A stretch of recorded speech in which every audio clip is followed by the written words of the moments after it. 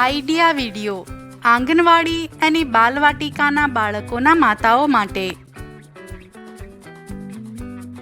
નમસ્તે. આજની મીટિંગમાં સૌનું સ્વાગત છે. આશા છે તમને ગયા અઠવાડિયાનો આઈડિયા વિડિયો ગમ્યો હશે.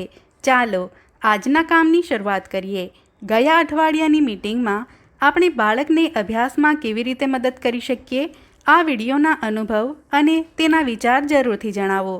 ત્યાં સુધી આ વિડીયોને અહીં રોકો.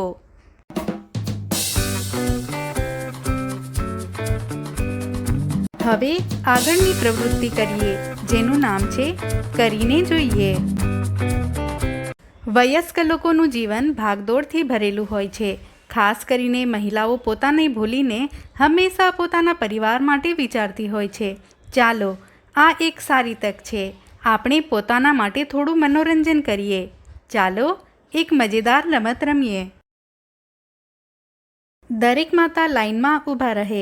દરેક માતા પોતાના બંને પગ કોથળામાં નાખીને ઊભા રહેવાનું છે. થોડા દૂર અંતરે એક લાઈન દોરો.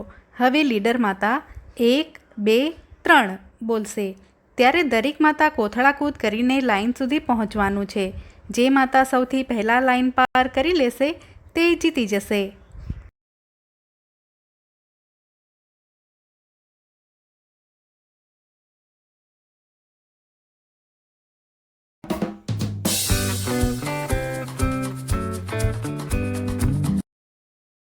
ચાલો હવે આગળની પ્રવૃત્તિ કરીએ, જેનું નામ છે ઘરે જઈને બાળકોને કરાવો.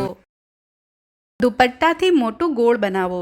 જ્યારે તમે પાણી કહો, બાળક ગોળની અંદર કૂદે અને પર્વત કહેવા પર બહાર કૂદે.